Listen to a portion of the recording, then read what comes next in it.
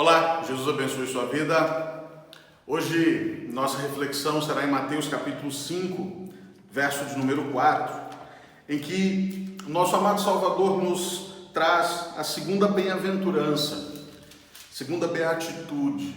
E o texto diz assim: bem-aventurados os que choram, porque serão consolados. É estranho, talvez, para os nossos olhares e ouvidos ocidentais, contemporâneos, entender que é possível haver bem-aventurança no choro. Nós pensamos muitas vezes que a real bem-aventurança é a alegria o tempo todo. Pensamos que a real bem-aventurança é viver sempre sem problemas, sempre sem dificuldades, sempre sem adversidades, sempre sem luta, sempre sem dor. Jesus traz uma bem-aventurança para virar a mentalidade daqueles que o ouviam de cabeça para baixo. Ora, como eu posso ser considerado uma pessoa abençoada no choro? Como eu posso ser considerado alguém feliz na dor? Lembre-se que o segredo da bem-aventurança não está no chorar, mas no resultado. As bem-aventuranças viram muito a nossa cabeça porque muitas vezes a gente se detém na primeira parte. Bem-aventurados os que choram. Chorar não é muito lá sinal de coisa boa, salvo algumas exceções. Chorar de emoção por algo bom ter acontecido, chorar de alegria, chorar de rir. Mas geralmente a gente liga o choro com desespero, dor, sofrimento, angústia. Como ser bem-aventurado? E Jesus diz: bem-aventurados os que choram, porque serão consolados. E aí está a beleza da bem-aventurança. Não está no choro, mas no consolo. Não está no derramar lágrimas copiosamente, mas em ser abraçado por Jesus amorosamente. Por isso, bem-aventurados, porque para o nosso choro existe consolo. Nosso choro não é desperdiçado por Jesus. Nosso choro não é desprezado por Jesus, ainda mais se chorarmos pelo que é possível e correto chorar. Como assim? A gente olha para a Escritura e vamos encontrar o choro de diversas maneiras. Nós olhamos para Jesus e vemos Jesus chorar, e em circunstâncias muito interessantes. Jesus chora, por exemplo, ao ver a incredulidade de Jerusalém. Eu te pergunto, você já chorou alguma vez por aquele seu amigo que está perdido? Por aquele seu parente, aquele seu familiar que ainda não teve um encontro com Jesus? É um motivo legítimo do nosso choro. Jesus chorou uma outra ocasião em virtude da morte, em face da morte. Quando vê todo aquele movimento no velório de Lázaro, seu amigo querido, vê o choro desesperado das irmãs de Lázaro, Marta e Maria. O verso 35 do capítulo 11 de João diz que Jesus chorou. O choro diante da dor da morte é legítimo.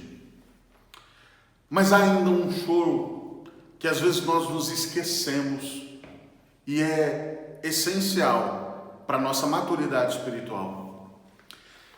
O Espírito Santo se entristece quando a gente peca. Paulo fala isso em Efésios capítulo 4. E aí eu te pergunto, você já chorou pelo seu pecado?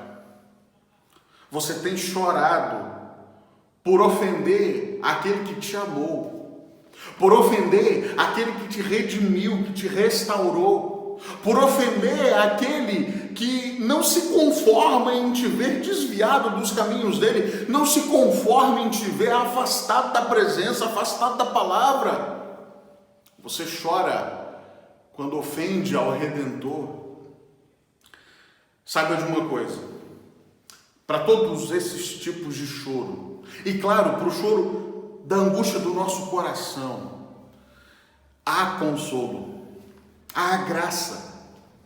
Há consolo para aquele que chora por alguém perdido. Há consolo por aquele que chora diante da dor da morte. Há consolo para aquele que chora pelas angústias do seu coração. Há consolo para aquele que chora diante do seu pecado. Há consolo e graça restauradora, graça sobre graça, graça que nos transforma, graça que nos redime, graça que nos faz cada vez mais parecidos com Cristo. Essa graça, esse consolo são abundantes, são derramados sobre nós de maneira pródiga, excessiva, transbordante. Por isso somos bem-aventurados. A bem-aventurança não está em derramar lágrimas copiosamente, mas em receber consolo abundantemente das mãos do Senhor Jesus. Portanto, desfrute disso. Contemple a beleza que há em viver a graça de Deus, em viver o consolo de Deus, ainda que haja lágrimas na sua vida. Não despreze a dor, não despreze o choro. Deus usa tudo isso para o nosso bem. O salmista chegou a dizer que Deus recolhe no seu odre as nossas lágrimas. Eu já disse em outra ocasião, a gente precisa aprender essa tensão que há na vida cristã entre lágrimas e sorrisos. A gente não vive só chorando, a gente não vive só saltando de alegria.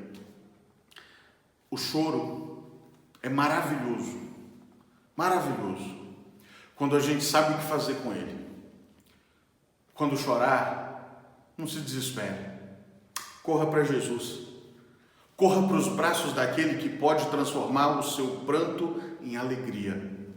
E quando você se alegrar, você vai perceber quão valiosa a alegria é, porque você em outro momento soube a dor de chorar.